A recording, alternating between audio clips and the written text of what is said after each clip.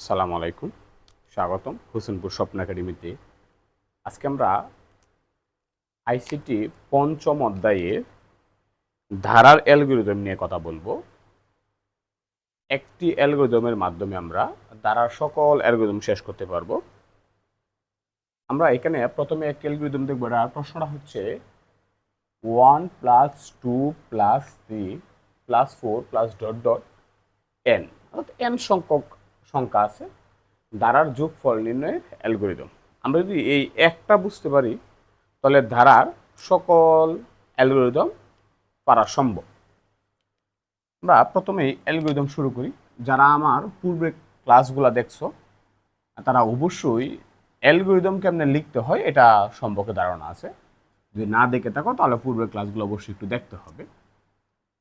অ্যালগরিদমের ক্ষেত্রে প্রথমে হচ্ছে স্টেপ 1। এটুকু আমরা বলছিলাম যে অ্যালগরিদম লিখতে গেলে ধাপে ধাপে বিন্যস্ত করতে হয়। Step 1 start. আমরা গত ক্লাসে যে অ্যালগরিদমগুলা হয়েছিল এর মধ্যে এই ধারার অ্যালগরিদম একটু ভিন্ন থাকবে। স্টেপ 2 2 নম্বরে ইনপুট n, আমার এখানে অজানা সংখ্যা হচ্ছে n, এগুলো আবার বাংলাও লেখা যায়। স্টেপ 3 আমরা আগে যখন অ্যালগরিদম করছিলাম তখন ওইগুলা ছিল যে 3 নাম্বার স্টেপে সূত্র প্রয়োগ করছি, কিন্তু এখন এরকমটা হবে না, কারণ ধাপ ভিন্ন হতে পারে, পরিবর্তন হতে পারে, সংখ্যায় কম বেশি হইতে পারে। আমরা ধারার ক্ষেত্রে 2 নম্বরে ইনপুট নিব, 3 নম্বরে লিখব সাম equal to 0, i equal to ধারার প্রথম পদ। ঘটনা হচ্ছে যে সাম ইকুয়াল টু 0 কেন? আমরা এখানে একটা যোগফল নির্ণয় করতেছি। যোগফলের সময় সাম ইকুয়াল টু ধরতে হবে 0, আর যদি এই ধারাটা গুণফলের ক্ষেত্রে হয় তাহলে সাম ইকুয়াল টু ধরতে হবে 1। আবার বলতেছি, এটা মনোযোগ সহকারে শুনতে হবে। যদি ধারাটা থাকে যোগফলে তাহলে আমাদের ধরতে হবে সাম ইকুয়াল টু 0, আর যদি তাকে ধারাটা গুণফল, এখানে যোগ না থাকে, যদি গুণ থাকতো, গুণ থাকলে হবে সাম ইকুয়াল টু 1। কারণ যোগের সময় যদি আমি প্রথমে যোগ করার পূর্বে সাম ইকুয়াল টু 0 ধরি, এই ক্ষেত্রে যোগফলের মানের পরিবর্তন হবে না, কিন্তু এই 0 যদি আমি গুণের ক্ষেত্রে ধরি তাহলে মানের পরিবর্তন হবে। অর্থাৎ আবারও বলতেছি, যোগফলের সময় সাম ইকুয়াল টু 0, গুণফলের সময় সাম ইকুয়াল টু 1, এটুকু মনে রাখতে হবে। এবার দ্বারা i ইকুয়াল টু দ্বারা প্রথম পদ। এরপর আমরা লিখব স্টেপ 4। এইখানে সব সময় আমাদের শর্ত থাকবে। এখন ধারার মধ্যে কিন্তু এই জিনিসটা কিন্তু খুবই গুরুত্বপূর্ণ, খুবই গুরুত্বপূর্ণ। কেমন গুরুত্বপূর্ণ লক্ষ্য করো। আমি লিখলাম 1 + 2 + 3 + 4, আমি এরকম একটা ধারা লিখলাম। আমি যদি তোমাকে বলি যে তুমি 1 থেকে 4 পর্যন্ত আমারে যোগফল দেখাও, তাহলে তুমি কি করবা? তুমি অবশ্যই 1 প্রথমে যোগ করবা, তারপর তার সাথে 2, ওই যোগফলের সাথে আবার 3, তারপরে যোগফলের সাথে আবার 4, ওইভাবে কাজ করবে। অর্থাৎ ফার্স্ট কিন্তু আর যোগ করবা না। অর্থাৎ একটা কি লিমিট আছে ধারার, তার যে কোনো শেষে একটা সংখ্যা আছে। আমার সর্বশেষ সংখ্যা কিন্তু ধারার n, আর এইখানে ছিল আমার 4। তাহলে n যদি হয় আমি এখানে শর্তটা দিব, ইফ যদি i less than or equal n। এখানে বুঝতে হবে i এর মানটা যদি n এর সমান বা ছোট হয়। এখানে যদি আমরা এই যে যোগ করতে যাই, আমি যদি বলি তোমার 4 পর্যন্ত যোগ করবে, তুমি তো আমাকে 3 পর্যন্ত দেখাবে না, 4 পর্যন্ত দেখাবে, 5ও না, কারণ 5ও গ্রহণযোগ্য না। যে পর্যন্ত লাস্ট সংখ্যার সমান না হবে i এর মান, এই পর্যন্ত যোগ করতে হবে। তাহলে এখানে লিখছি if i less than or equal n,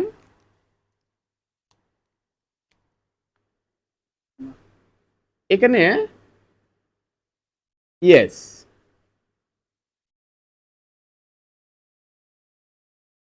go to,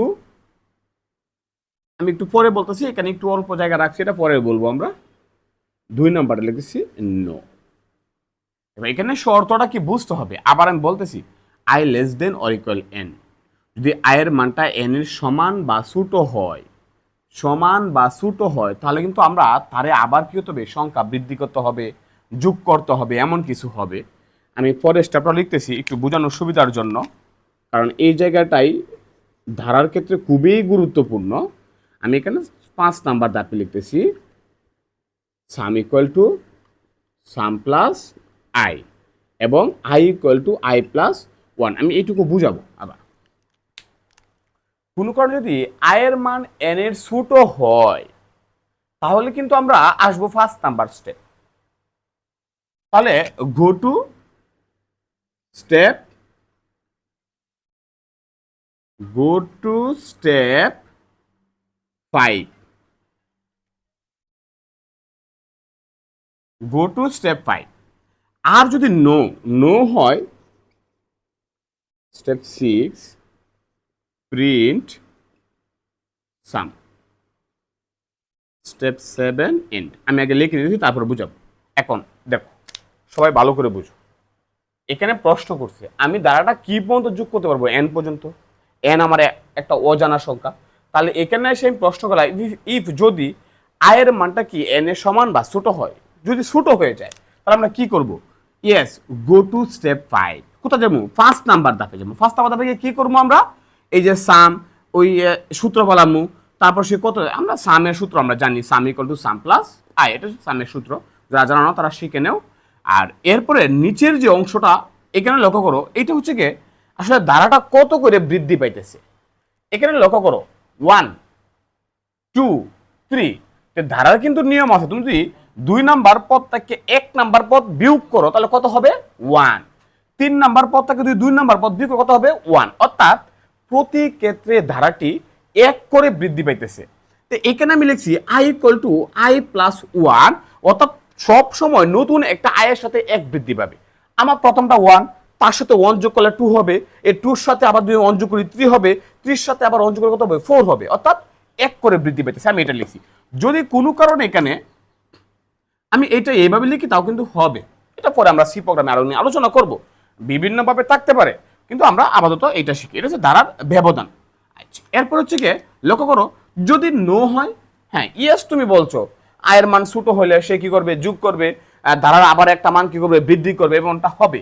যদি নো হয়, নো মানে কি এখানে প্রশ্নটা বুঝতে হবে কিন্তু, I less than or equal N, আয়ের মান যদি ছোট হয় এটা হচ্ছে ইয়েস, তাহলে নো মানে কি সে আয়ের মান কি হবে, এন এর চাইতে বড় হবে। এন এর চাইতে বড় হলে সে কি নো, সে কোথায় যাবে, প্রিন্ট করবে গো টু স্টেপ 6। তারপর কি করতে হবে, এন্ড করতে হবে। আমি আবার বলতেছি, আবার একটু বিষয়টা বুঝতেছি, তোমরা কষ্ট করে একটা বুঝো, বাকি সবগুলো শেষ হয়ে যাবে। এখানে একটা বুঝতে হবে।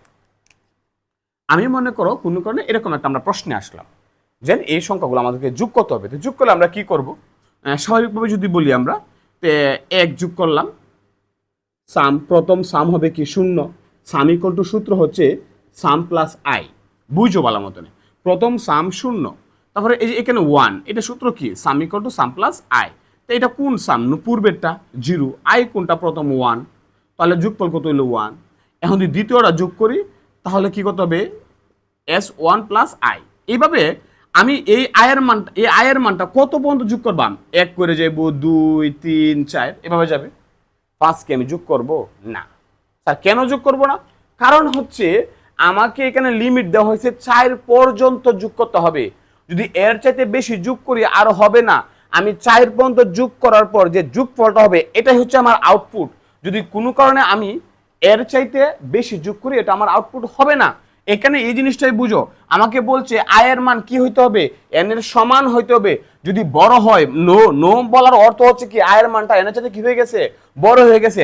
যদি আয়ের মানটা এন এর চাইতে বড় হয় তাহলে আমরা আর যোগ করবো না, সরাসরি ফলাফল প্রকাশ করবো। এই জন্য আমি লিখছি নো গো টু স্টেপ কত 6, অর্থাৎ কয় নাম্বারে তুমি এখানে গেছো, 6 নাম্বারে গেছো। 6 নাম্বার যাওয়ার অর্থ কি, দেন আমি কি যোগফল প্রকাশ করে দিয়েছি। স্যার যদি কোনো কারণে ছোট হয়, এই যে ইয়েস ছোট হলো, তার মানে আবার যোগ করতে হবে, আবার সংখ্যা বাড়াতে হবে, লাস্টে শেষ করতে হবে। আশা করি সবাই বুঝতে পারছো। এটার মধ্যে আমি আরো কয়েকটা অ্যালগরিদম এটার মধ্যে লিখবো, তোমরা প্রথমে এটা একটু লিখো।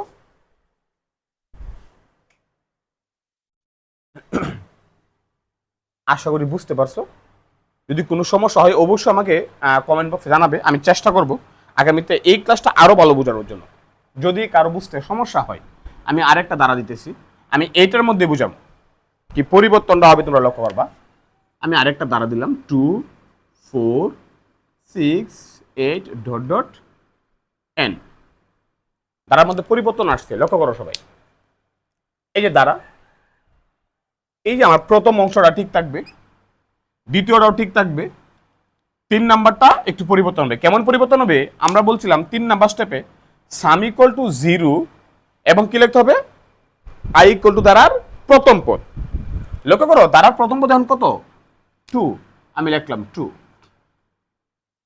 তারপর 4 নাম্বার স্টেপ একই শর্ত, ওইটাই দ্বারা।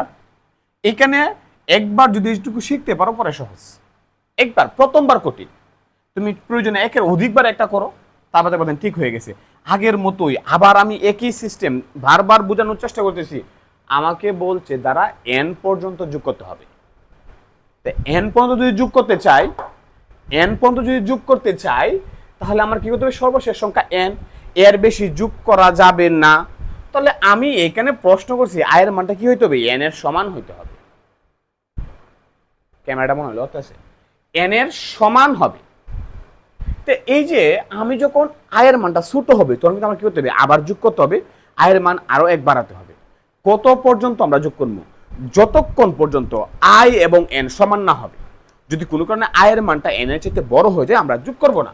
তাহলে সেম ভাবে আগের মতো ইফ যদি I less than or equal N, তাহলে কি লিখবো, গো টু স্টেপ 5, আগের মতোই। নো, এখানে কি গো টু স্টেপ 6, তারপর আমি লিখলাম সাম ইকুয়াল টু সাম প্লাস কি আই। এইখানে এখন লক্ষ্য করো পরিবর্তনটা আসবে এইখানে, লক্ষ্য করো সবাই, I equal to I plus 1। এই যে এই 1 পূর্বের দ্বারাই ছিল ব্যবধান 1, কিন্তু এখন দ্বারার ব্যবধান কত? 4 2 গেলে গা 2, 6 4 গেলে গা 2, 8 6 গেলে গা কত 2, অর্থাৎ প্রতি ক্ষেত্রে আমরা ব্যবধান পাইতেছি 2। তাহলে এখানে দ্বারার ব্যবধান হবে 2। বিষয়টা বুঝছো কিনা? আশা করি বুঝতে পারছো। এরপর আগের মতোই প্রিন্ট সাম এন্ড শেষ, ওইটাও শেষ হয়ে গেল। তোমরা এটা লিখে রাখতে পারো।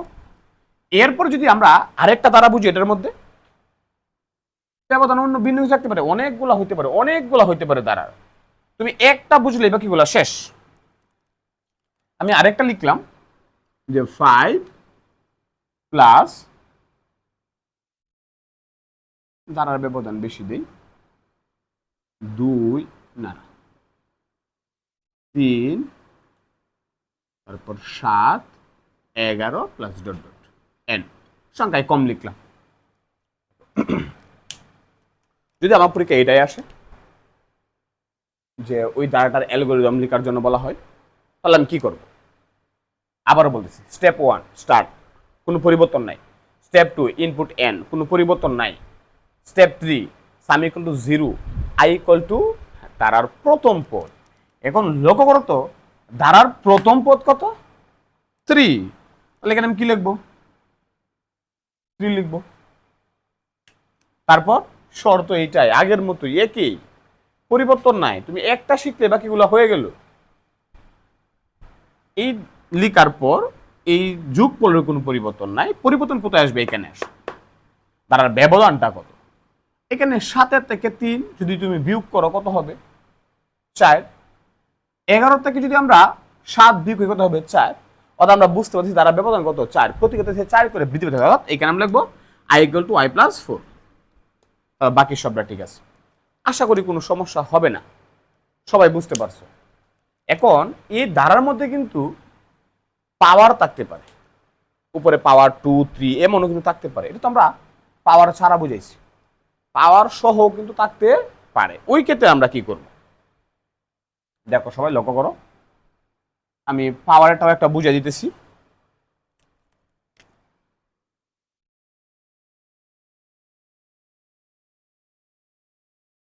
Square plus dot dot N square, পাওয়ারও 2 3 ভিন্ন হইতে পারে, হোক ব্যবধানও থাকতে পারে, দ্বারা কোনো সমস্যা নেই। একটু অল্প একটু পরিবর্তন আছে এইটুকু। তারপর input N, some equal to 0, I equal two 1। আমি আশা করি এটা কাউকে বোঝানোর প্রয়োজন নাই মনে হয়। তারপরে শর্ত এইটাই, ওই এইটুকু ঠিক আছে, কোনো পরিবর্তন নাই। এখন এইখানে আসো, এই যে আমরা আগে লিখলাম সাম equal to sum plus I, কিন্তু এখন কি পরিবর্তন আছে কেন? আগে আই ছিল একটা, আমরা ওই সংখ্যাগুলো ধরে নিয়েছি, কিন্তু সংখ্যার উপর কি আছে? পাওয়ার আছে, স্কোয়ার আছে। স্কোয়ারের জন্য কাজ করতে হবে, কি করতে হবে? আমরা এইভাবে লিখতে পারি আই ইন্টু আই। ইন্টু মানে কিন্তু আমরা বুঝাইছিলাম গত ক্লাসে যে এখানে ইন্টু কি দিয়ে বোঝায়? স্টার দ্বারা বোঝায়, স্টার দিয়ে ইন্টু বোঝায়। তা আমি এটা এইভাবেও লিখতে পারি। তারপর যদি এইভাবে না লিখি, কোনো কারণে এরকমও হইতে পারে, আমরা এইভাবে না লিখে প্লাস পাও মানে পাওয়ার বোঝায়, পাওয়ার আই কমা পাওয়ার কত আছে? 2, আমি লিখলাম পাওয়ার 2। এইভাবে শিখলে সহজ বেশি। কেন? কারণ যখন পাওয়ার আরেকবার পরিবর্তন হবে, শুধুমাত্র এই সংখ্যাটা পরিবর্তনই হয়ে গেল, আর কিছু প্রয়োজন হবে না। তারপর এখানে আসো ব্যবধান, এটুকু তো তোমরা জানোই। দেন ব্যবধান কি হবে? এখানে ব্যবধান 1 করে। ব্যবধান যখন নির্ণয় করবা তখন কিন্তু ওই যে আমাদের 2 বা 3, 5 যাই থাকুক পাওয়ার, পাওয়ার নিয়ে কোনো টেনশন নাই। পাওয়ার পাওয়ারের মতো থাক, পাওয়ারের কাজ আমি এখানে করে দিচ্ছি। রয়েছে কি? আমার দ্বারার ব্যবধান দেখো, 2 থেকে 1 গেলে 1, 3 থেকে 2 গেলে 1, অর্থাৎ দ্বারার ব্যবধান 1, আর বাকিটা ঠিক আছে। আশা করি পাওয়ার নিয়ে কোনো সমস্যা নাই। তাও যদি পাওয়ারটা একটু ভিন্ন আসে, এখানে পাওয়ার এখন আছে 2, 3 হইতে পারে, 3 হইতে পারে পাওয়ার। যদি পাওয়ার 3 হয় তাহলে কি হবে? কোনো পরিবর্তন নাই, শুধুমাত্র একমাত্র এইখানে পরিবর্তন। এখানে কি বলছিলাম? পাওয়ার আই কমা পাওয়ার কত আছে ওই সংখ্যাটা লিখতে হবে। আগে 2 ছিল, ওই জন্য আমি 2 লিখছি। এখন পাওয়ার কত আছে? 3 কিউব আছে, তাহলে আমি কি লিখতে হবে? 3 লিখতে হবে। বাস, আর সবটুকু ঠিক আছে। আশা করি তোমরা সকলে বুঝতে পারছো। যদি কোনো সমস্যা হয় অবশ্যই আমার কমেন্ট বক্সে জানাবে। আমি পরবর্তী ক্লাসে হয়তো আরো বোঝানোর চেষ্টা করবো ইনশাআল্লাহ। আজকের ক্লাসটা এই পর্যন্তই। আল্লাহ হাফিজ।